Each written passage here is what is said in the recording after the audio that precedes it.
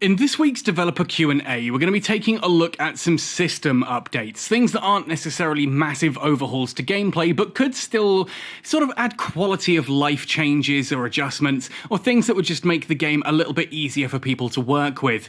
Sometimes I agree with these, sometimes I disagree with them. Before we go any further though, one thing that has been a running theme in the comments section of these videos recently has been a lack of understanding of developer manpower hours. Now, obviously, the team is only so big. The number of developers working on this game is a number, and it has a certain size attached to it. I don't know exactly what that number is, but there are only so many people working on it. There are also only so many business hours in a day, and so many working days in a week. If you kind of multiply all of that together, you get manpower hours. The amount of time, the amount of actual development time and resources that can be put into a game. Now, when I talk about this, what I'm essentially saying is, like, people say, why can't you do both? Why can't you do both?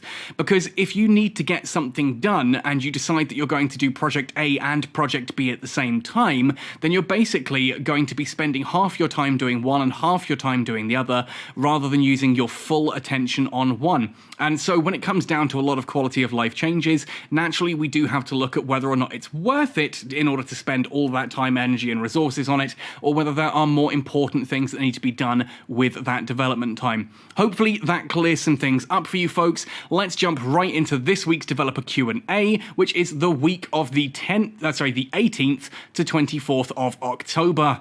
Crikey, we're in November already. This is just insane. This year has gone so quickly. Question number 1. Can we have a feature to be able to view location of Corp, Alliance or Fleet members on the star chart? It can be difficult grasping locations for system XYZ987. It would be great if we could just open the star chart and be able to view exactly where Fleet or Corporation members are located. Now, okay, we've just talked about developer manpower hours. We also need to talk about computational processing power. Ultimately, anytime you do anything in a game like Eve Echoes, when you tap a button, when you press anything, when you type anything, it sends that information from your phone to whichever radio tower is nearest you, whichever, tower or signal like relay your internet service provider uses. It then has to ping all the way down that network, all the way to the actual server for Eve Echoes, and then ping all the way back. The more times you do this, the slower things become, of course, because it's now waiting for responses. When you have a situation like a map that is constantly being updated with numerous people's presences, and all of those people need to get all of that information. Like, it's one thing to show you where you are on a star map because you're the only person who sees that. It's one thing to ping from you to the server and then back to you to show your current location. If you've got 5 people in a fleet, then all 5 people need to get the other 4's details constantly updating. If you've got a fleet of 50 people, same thing. If you've got a corporation of 200 people, and if you've got an alliance of 30 corporations of 200 people each, you can see how this becomes a problem very, very quickly, right? Ultimately as well, I would make the argument that understanding the area of space you're located in is a key aspect of what makes a good pilot or a bad pilot in Eve Echoes. If you have a corporation based in nullsec, you should know which system you are based in, and you should know probably to about 5 jumps in every single direction what all of the possible systems are. So if someone says to you, you need to get from WOGCN through to P745C or whatever, 45V, you know that exact route and you can do it without the autopilot.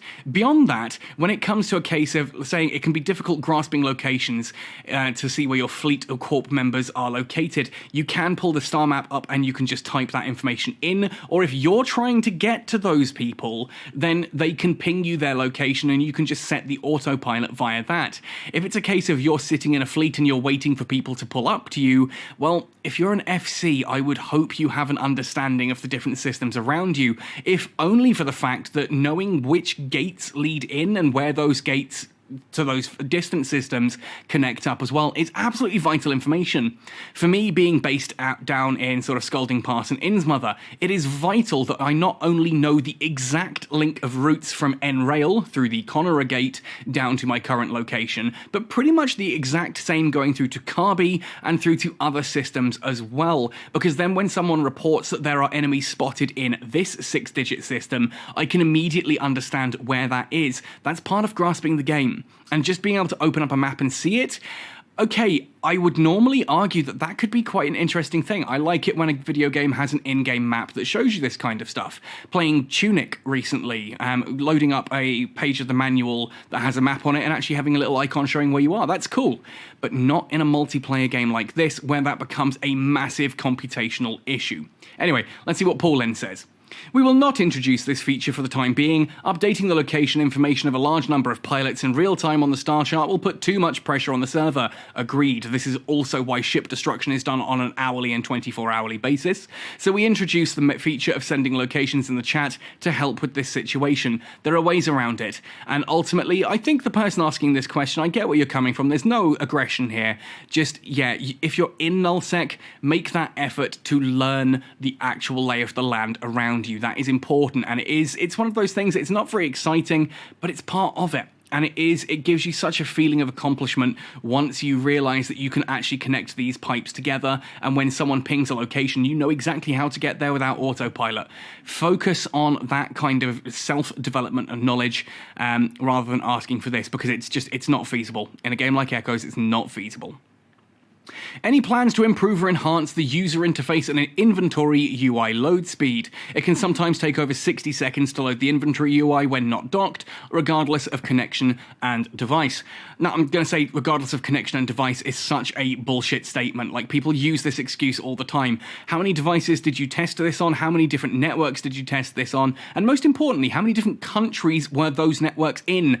Now, look, I live in Zimbabwe, which means for me, my ping has to go from here to South Africa, all the way up the west coast of Africa, across Europe, and then across to America, where it then connects to the servers, which I believe are based in Virginia.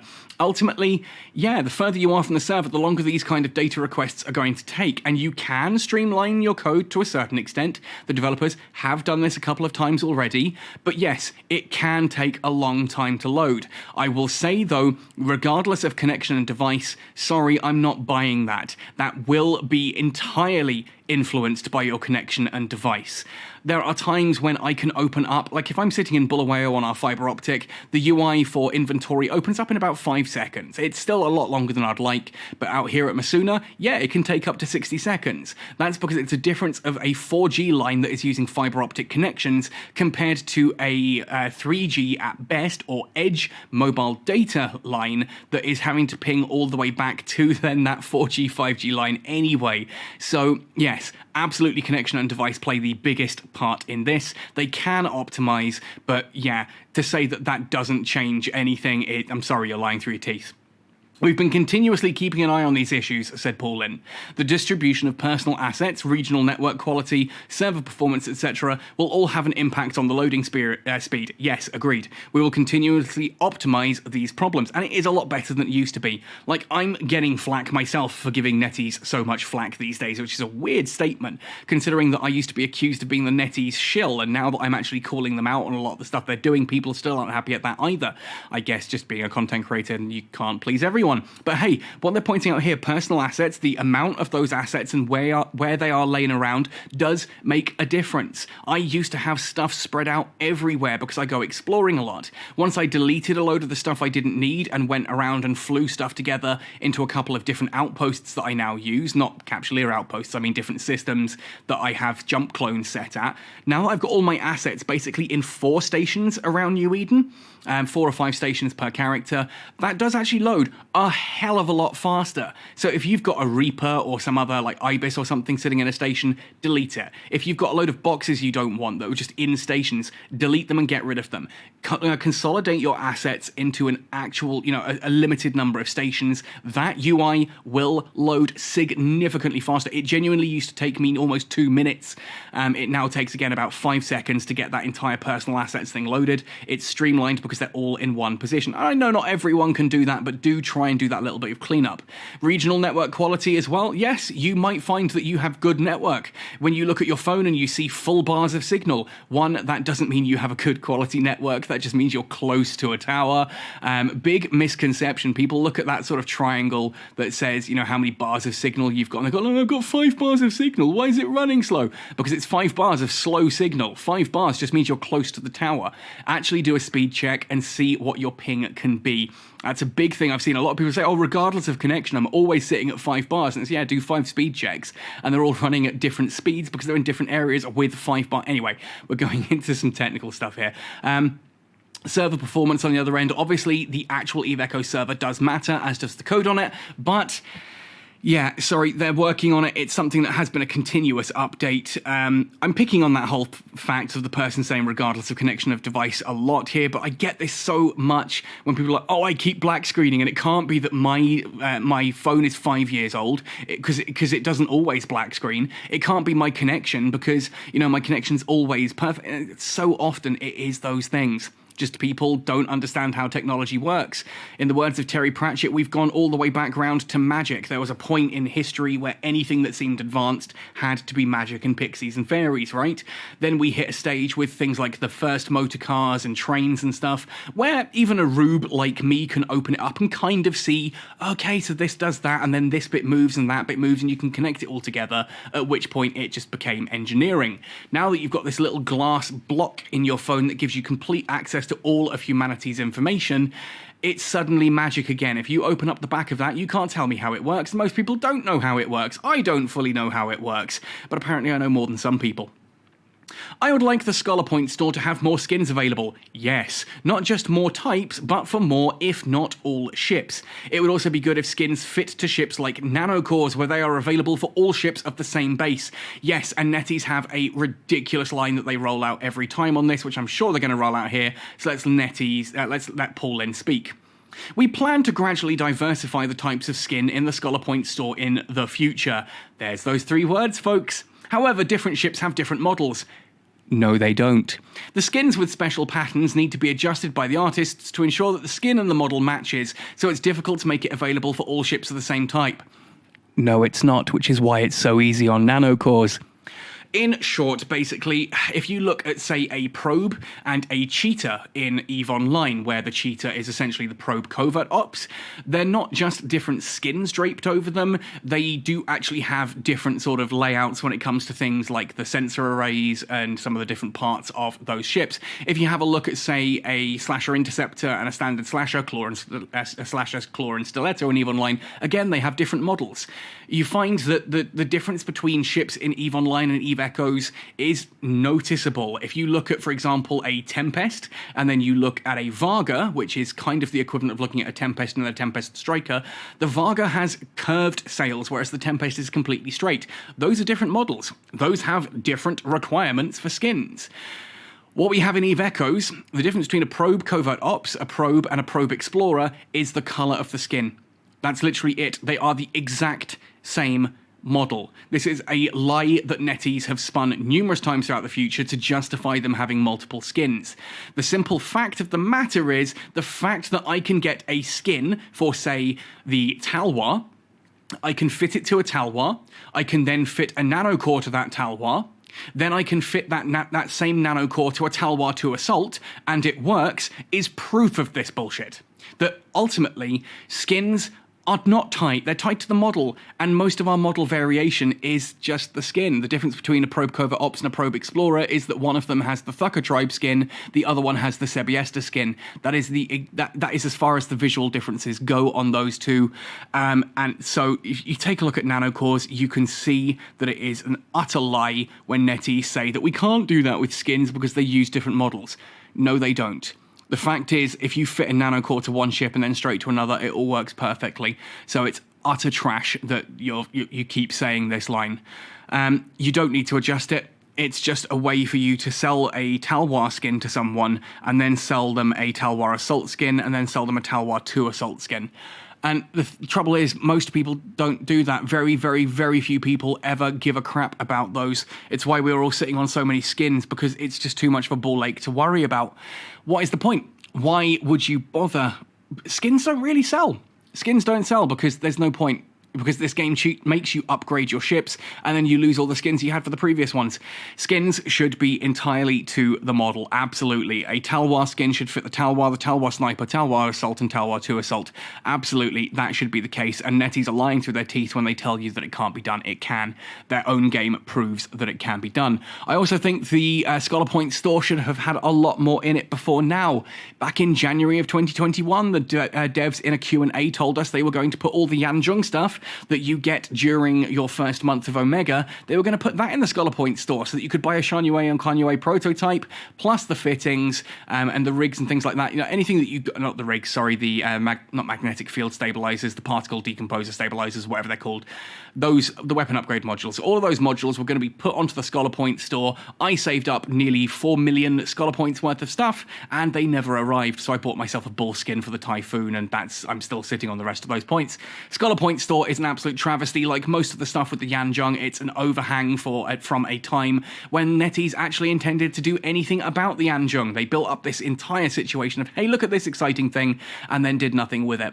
That is a hangover from that period of time. Yes, we need more to be done with the Scholar Point store. Yes, we need skins to work across all types of the same ship, and Netties need to stop lying through their teeth and telling us it can't be done, because we know it can. Is it possible to have the ability to reprocess or refine ores and modules which are in a corporation hangar rather than needing to withdraw them, reprocess, and take extra steps to avoid mixing with your own stockpiles? No, thank you. This takes a brief second to realize that no, this is a really, really bad idea. We won't add new features to the Corp hangar in the short term. There are plans to introduce new features that will allow capsuleers to better differentiate personal items. Yeah, give us station containers. Station containers are all we need here so that you can put all of your ores into station containers and they are nice and safe there. They're also nice and sorted so you can see at a glance rather than having to use filters and that. You can tap in, you dock up at a station and you've got not just your inventory, but you've got a list of subcategories like we have on the market beneath that you've named yourself and you've put different items in. Kind of the equivalent, I suppose, of if you've got a load of hauler ships in your, or just like large cargo ships in your station, you can just move certain items into those ships. That's a way I've sorted stuff in the future. That, oh, this ship has all my cannons in it. This ship has all of my ore in it and stuff like that, just to, you know, help differentiate it. If you're being trusted to take stuff out of the Corp hangar for reprocessing and that, then you should be trusted to, you know, be able to tell the difference with this. Station containers are what we need here, not the ability to reprocess directly from the Corp hangar, because that just opens up so much abuse. No. Still require people to come out of it, take the items out of the Corp hangar and do it, but give us station containers so that we can move those items properly and actually sort them and differentiate them. That's the way you do this one.